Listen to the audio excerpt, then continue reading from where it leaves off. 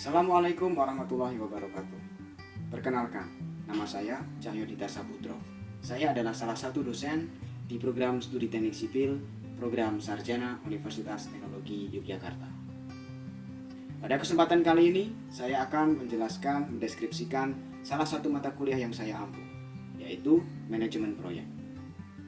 Mata kuliah ini mempelajari tentang segala sesuatu sistem manajemen, pengelolaan, pengorganisiran pada proyek konstruksi yang berkaitan dengan aspek-aspek biaya, mutu, serta waktu. Mata kuliah ini memiliki beban 3 SKS yang disertai dengan tugas besar berupa problem based learning atau studi kasus. Mahasiswa akan dibagi menjadi beberapa kelompok yang nantinya diminta untuk menyelesaikan kasus sesuai dengan permasalahan yang diberikan atau sesuai dengan kasus yang ada di lapangan. Sistem pembelajaran yang kami terapkan adalah pembelajaran offline dengan bertatap muka secara langsung di dalam kelas. Namun disertai juga dengan pembelajaran secara online, yaitu berupa e-learning, di mana e-learning digunakan untuk pendistribusian materi, diskusi, maupun pengumpulan tugas oleh mahasiswa. Mata kuliah ini memiliki capaian pembelajaran. Yang pertama adalah mahasiswa mampu memahami konsep dasar dalam manajemen proyek. Yang kedua, mahasiswa mampu memahami dan mengetahui tugas serta wewenang unsur-unsur yang terlibat dalam proyek konstruksi.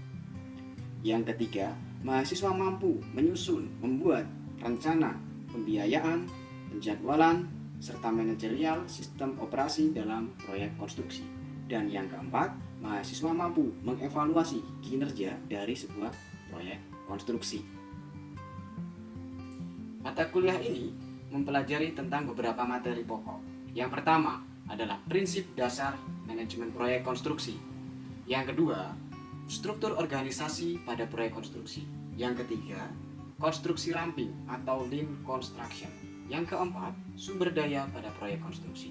Yang kelima, siklus hidup proyek konstruksi. Yang keenam, anggaran biaya pada proyek konstruksi. Yang ketujuh, penjadwalan pada proyek konstruksi. Yang kedelapan, pengendalian biaya dan waktu pada proyek konstruksi. Dan yang kesembilan adalah sistem integrasi pada proyek konstruksi.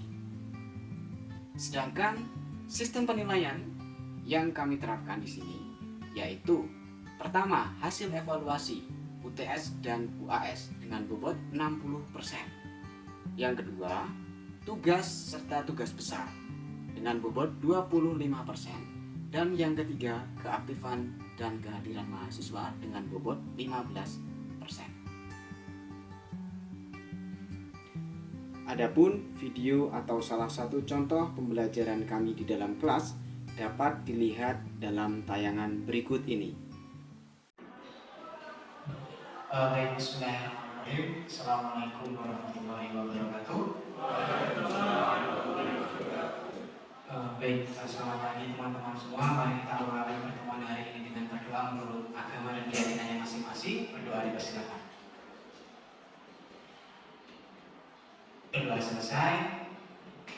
Ya, baik teman-teman semuanya, pada kesempatan kali ini kita akan berdiskusi, belajar tentang pengantar manajemen proyek, gitu ya.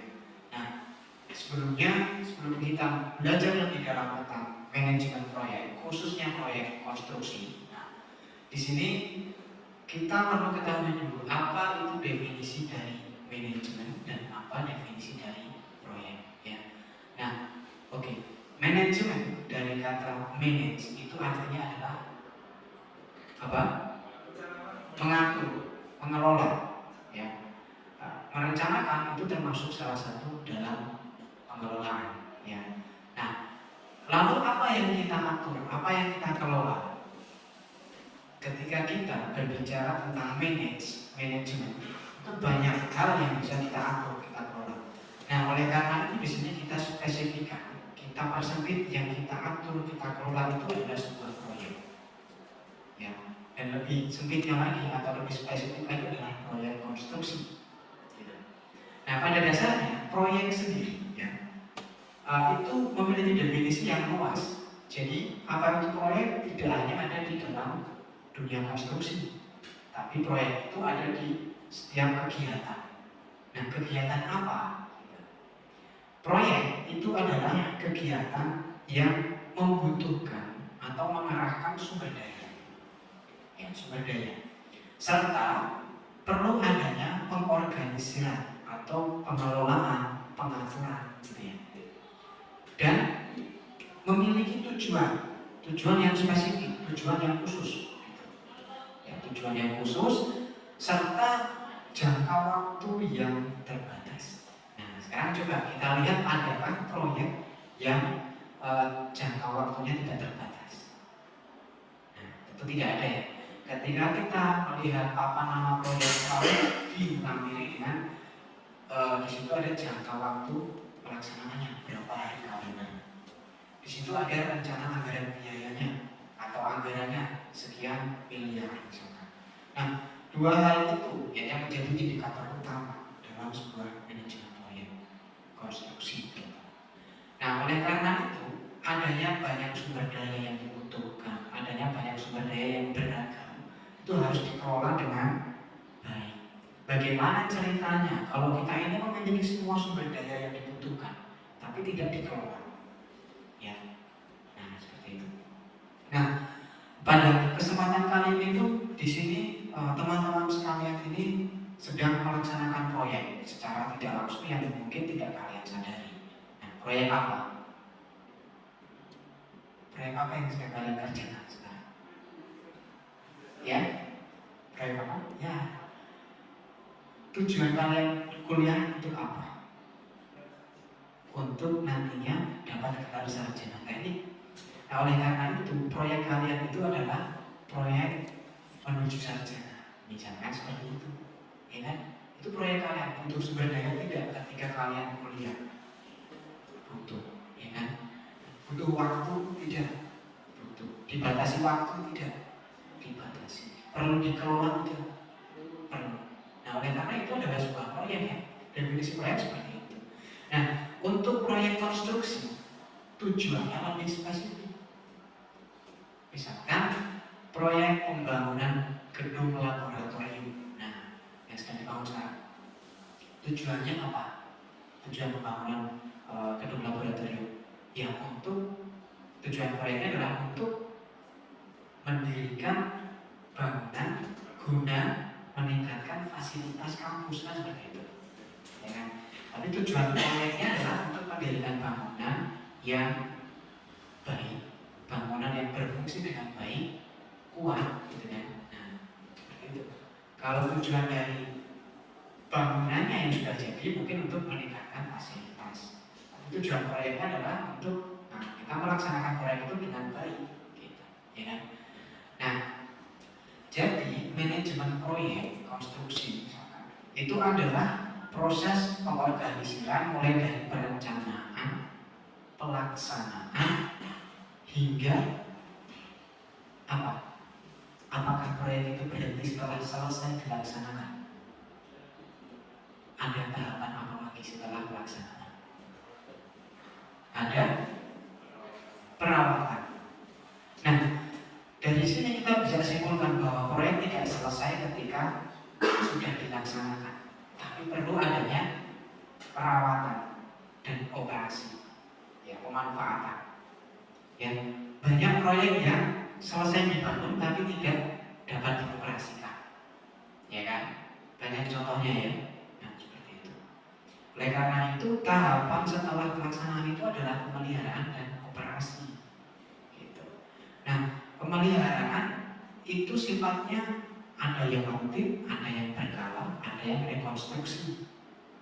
Kalau rutin contohnya apa? Misal kita punya gedung kuliah. Apakah ketika selesai dibangun selamanya akan seperti itu? Nah, mungkin catnya nanti akan terkelupas, ya kan? Atau mungkin ada yang bocor atapnya dan lain sebagainya. Oleh karena itu perlu adanya pemeliharaan, gitu ya. Nah, ini disebut dengan siklus hidup proyek. Mulai dari inisiasi, orang mendirikan atau melaksanakan proyek, membuat proyek itu karena keinginan, kebutuhan, sehingga dia berinisiatif.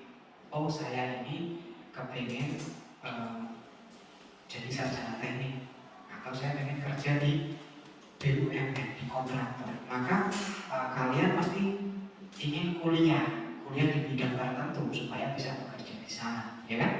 Nah, baru setelah itu kalian merencanakan. Nah, misalkan gedung kuliahnya dibangun atas dasar kebutuhan ruang, ya. Banyaknya mahasiswa, kita butuh ruang tambahan, maka dibangun gedung kuliah. Itu inisiasi. Nah, setelah itu direncanakan untuk kapasitas berapa, untuk fasilitas apa saja, ya kan? Nah, setelah direncanakan apa baru kita laksanakan, kita eksekusi, ya. Nah, dilaksanakan itu tidak hanya sekedar dilaksanakan. Nah, disinilah peran manajer proyek. Manajemen proyek harus di-manage, harus dikelola saat pelaksanaan. Oleh karena itu, setiap pelaksanaan pun juga disertai dengan monitoring dan evaluasi, guna untuk memastikan bahwa proyek kita itu berjalan sesuai dengan target rencana. Nah, target rencananya apa? Ada yang tahu target rencananya apa? Oke, bisa dilihat di sini. Ya. Kita di dalam ilmu manajemen proyek mengenal istilah triple constraint, ya, di mana tiga indikator ini merupakan hal pokok utama untuk keberlangsungan ataupun keberhasilan sebuah proyek. Ada biaya, ada waktu, ada kualitas atau mutu. Biaya, mutu, waktu, tiga indikator penting dalam sebuah proyek. Kenapa? Kenapa? Ya, sekarang coba bagaimana jika Anda punya proyek, waktunya tepat, mutunya bagus, tapi anggarannya membengkak. Apakah itu bisa dikatakan berhasil? Tidak. Begitu pula, biayanya tepat, sesuai anggaran, mutunya juga baik, waktunya molor, terlambat. Itu juga dikatakan tidak berhasil. Mutu juga seperti itu, biaya tepat, waktu tepat, mutunya tidak tercapai. Ya. Jadi triple constraint ini itu sangat berkaitan, biaya mutu waktu. Itu harus kita jaga dengan baik ketika kita melangsungkan sebuah proyek, gitu ya. Nah, biaya direpresentasikan dengan rencana anggaran biaya atau RAP, ya, atau RAP. Ada juga yang disebut dengan RAP, rencana anggaran pelaksanaan, gitu ya. Nah, sedangkan waktu itu direpresentasikan dengan apa? Time schedule, kurva S, ya, network diagram. Nah, jadi dua hal ini. Sedangkan mutu, kualitas itu direpresentasikan dengan apa? Ya banyak, tergantung pekerjaannya apa. Mutu betonnya tercapai tidak, ya kan? Lalu setelah itu secara mutu eksteriornya, interiornya, itu kan tercapaikah fungsi bangunan kita? Gitu. Itu dapat kita lihat secara kasat mata kalau mutu, gitu kan? Nah, jadi tiga indikator ini adalah indikator yang penting, indikator yang harus kita jaga dalam sebuah proyek, gitu ya. Oke. Nah, lalu yang berikutnya, ada hal penting yang perlu kita perhatikan juga ketika kita ini melaksanakan sebuah proyek konstruksi terutama, bahwa proyek itu memiliki karakteristik. Nah, karakteristiknya ada banyak.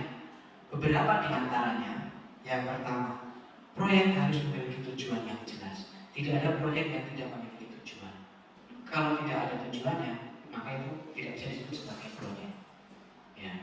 Kedua, terdapat siklus hidup, life cycle-nya seperti yang saya sampaikan tadi, mulai dari inisiasi, perencanaan, pelaksanaan, pemeliharaan, yang namanya siklus kembali ke awal, artinya kembali ke inisiasi lagi. Orang itu mungkin tidak akan puas dengan dorongannya. Nah, contoh sederhana saja, ketika kita memiliki rumah, ya, suatu saat kita itu akan bosan. Ya, saya bosan dengan kamar. Otomatis saya punya inisiatif untuk mendekor ulang kamarnya. Mendekor ulang itu perlu kita rencanakan. ya kan? Perlu kita laksanakan, perlu pelihara. Kembali lagi seperti itu. Ya, nah itu namanya siklus hidup. Nah, lalu yang ketiga adalah melibatkan beberapa orang atau instansi. Nah, kita ambil contoh proyek pembangunan gedung laboratorium. Di situ siapa saja yang ada di situ? Yang ada di proyek itu? Ownernya ikut kerja nggak? Terus ada siapa lagi? Kontraktor pelaksana. Ada siapa lagi? Ada pengawas. Terus ada siapa lagi? Ada tukang. Nah, jadi kan ada beberapa orang, beberapa pihak, bahkan beberapa instansi yang terlibat. Tidak cuma dari satu instansi saja kan? Nah, oleh karena itu proyek ini harus ada interaksi. Berbeda dengan pabrik. Kalau pabrik mungkin ada yang sudah menggunakan mesin semuanya, ya kan? Dengan komputer, mungkin satu orang operator bisa mengendalikan satu ruang mesin itu. Tapi kalau di proyek nggak bisa, proyek konstruksi. Kita harus dikelola, ya harus ada di situ harus ada siapa orang yang mengepalai, siapa orang yang diperintah dan lain sebagainya. Harus ada vertikalitasnya, nggak bisa semua horizontal. Oleh karena itu perlu adanya struktur organisasi dalam sebuah proyek, gitu ya. Nah, namun perlu kita ketahui realitanya tidak semua pihak itu ada dalam satu proyek. Contohnya, adakah proyek yang tidak ada MK-nya? Ada nggak? Yang nggak pakai MK proyek itu? Ada tidak? Kalau kita bikin rumah harus pakai MK nggak? Berarti kan ada. Adakah proyek yang tidak pakai kontraktor? Ada tidak? Kalau kita bikin rumah memangnya harus pakai kontraktor? Enggak. Itu kan ada ya. Tapi adakah proyek yang tidak pakai tukang? Nah, oleh karena itu, di sini disebut beberapa orang atau instansi. Jadi tidak selamanya kita harus melibatkan instansi. Kalau kita bisa mengelola tukangnya sendiri, nah kita kelola sendiri boleh. Itu adalah sebuah proyek karena butuh sumber daya. Dan tukang itu adalah sumber daya tenaga kerja. Ya. Ada 5 sumber daya pada proyek konstruksi secara umum, yaitu manusia atau tukang itu, apalagi biaya, apa? Alat, bahan, dan kalau kita punya alat, kita punya bahan, kita nggak tahu caranya, bisa nggak dikerjakan? Ya, berarti kita perlu metode, ya, manusia, alat, material, metode dan uang. Ada harus ada. Kalau waktu itu juga wajib, bukan sumber daya, tapi memang itu hal yang wajib dalam sebuah proyek. Gitu. Ya, nah, lalu yang berikutnya adalah proyek ini melakukan aktivitas yang belum pernah dilakukan. Loh, kenapa? Bukankah kita sudah sering membangun rumah? Bukankah kita ini sering membangun gedung, membangun jalan, jembatan? Nah, sekarang begini, proyek itu disebut unik karena di dalam sebuah proyek itu pekerjaan yang sama, mungkin kendalanya tidak sama, ya kan? Sehingga harus butuh pemikiran khusus, ya, cara yang berbeda. Setiap misalkan ini sama-sama bentuknya, dimensinya, ukurannya sama, tapi di lokasi lain belum tentu bisa pakai ready mix ngecornya, ya, harus pakai cara yang manual. Nah, contohnya adalah seperti itu, ya. Lalu waktu, biaya serta kebutuhan spesifik dan terbatas. Jadi kebutuhannya itu spesifik, ya. Waktunya juga terbatas, serta materialnya pun terbatas padanya. Kita punya uang banyak, bisakah kita mendatangkan material terbatas? Yakin bisa? Saya mau sekarang, bisa nggak? Pasti bisa nggak? Tidak. Pada kenyataannya kita sering terbentur dengan keterbatasan itu. Karena contoh sederhana begini, kita mau beli keramik, ya, di toko bangunan, apakah selalu ada? kita udah punya uang cash, belum tentu di sana ada stoknya, harus ini, harus pesen dan lain sebagainya. Nah, contohnya seperti itu ya. Oke. Nah, dan perlu kita ketahui tujuan utama kita ini melaksanakan proyek itu untuk apa? Proyek ini kita laksanakan kalau kita sebagai penyedia jasa. Ingat, kita sebagai penyedia jasa. Artinya kita menjual jasa kita sebagai kontraktor misalkan. Kita bekerja itu untuk memuaskan kebutuhan pelanggan. Jadi klienmu itu butuh rumah, ya, dengan desain seperti ini dia sudah laksanakan, kerjakan sesuai dengan desainnya, jaga anggaran, biayanya, waktunya dan mutunya supaya sesuai dengan rencana itu sudah bisa dikatakan baik, dan otomatis pelangganmu akan suka, puas dengan kerjaan kita. Tapi kalau kita berinisiatif sendiri, loh ini posisi jendela nggak pas kalau di sini. Ketika Anda sebagai kontraktor, terus kita pindah, biar lebih terang kita taruh di sini saja. Nah, apakah orang itu akan suka dengan penyedia jasa yang mengatur, memberikan saran boleh, tapi jangan sampai melebihi. Karena posisi kita di sini adalah penyedia jasa, kita hanya untuk melaksanakan. Boleh memberikan saran, tapi kita tidak boleh mengambil keputusan yang sifatnya konseptual, karena penggunanya nanti siapa? Usernya adalah pemilik nanti, yang tinggal di situ siapa? Yang punya rumah kan? Kita kan habis bangun dan seperti itu ya. Nah, jadi itu teman-teman, tujuan utama dari sebuah proyek perlu kita ketahui adalah untuk memuaskan kebutuhan pelanggan, siapapun itu pelanggannya. Nah, kurang lebihnya seperti itu terkait dengan triple constraint dan juga manajemen proyek ya. Nah, apakah ada yang ingin bertanya? Silakan. Ya, iya silakan. Izin bertanya Pak, apa yang harus kita lakukan jika ada keterlambatan pada proyek Pak? Terima kasih. Oke, baik. Jadi indikator tadi ada 3, biaya, waktu dan waktu ya. Nah, kalau terjadi keterlambatan, waktunya. Nah, keseimbangan ini biaya mutu waktu. Kita tidak bisa semuanya harus bagus ya. Misalkan saya mau mutunya bagus, waktunya cepat, biayanya murah. Ya kan mungkin. Jadi kita harus menemukan salah satu dengan yang lainnya. Contoh tadi, jika terlambat, apa yang harus kita lakukan? Ya, mau tidak mau kita harus menemukan mana mutu atau biaya yang kita tukar. Kita tukarkan biaya untuk mengejar waktu dengan cara misalkan lembur, ya, menambah bekerja.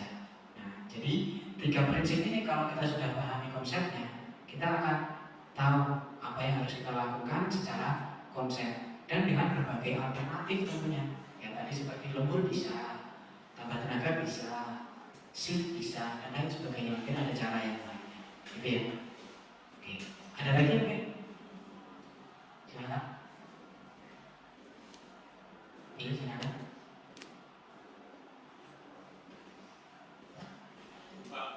Iya silakan Mas, boleh.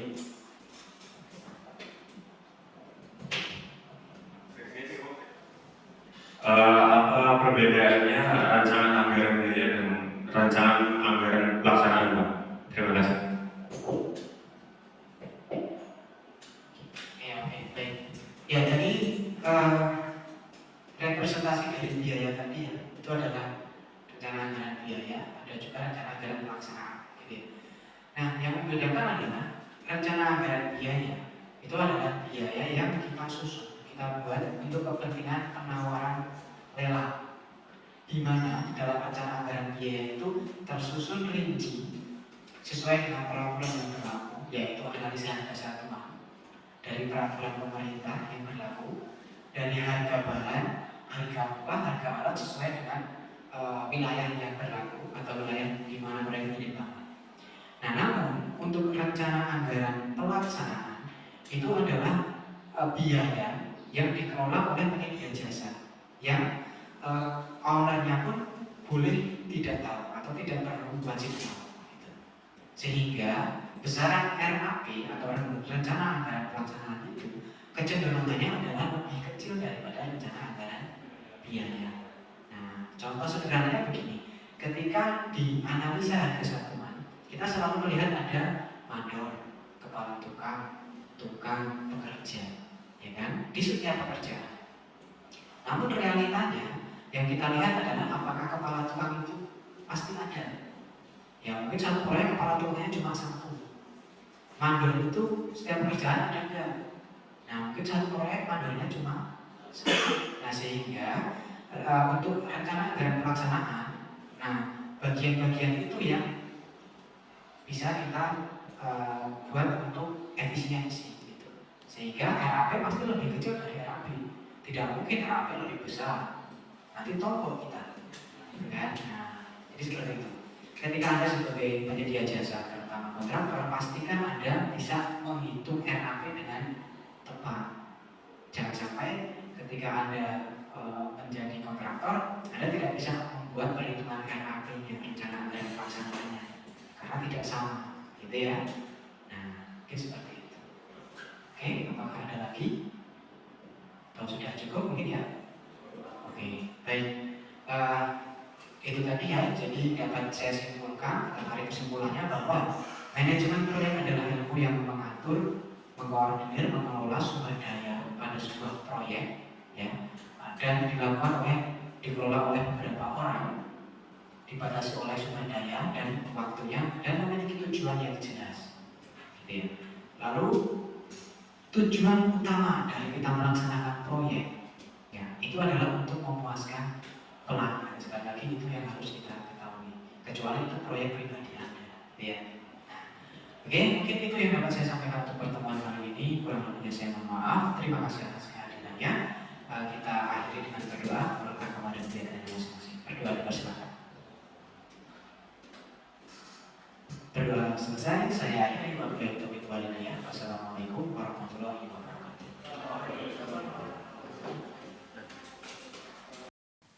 Baiklah, demikian tadi yang dapat saya deskripsikan mengenai bidang pengajaran, khususnya mata kuliah manajemen proyek yang saya ampu.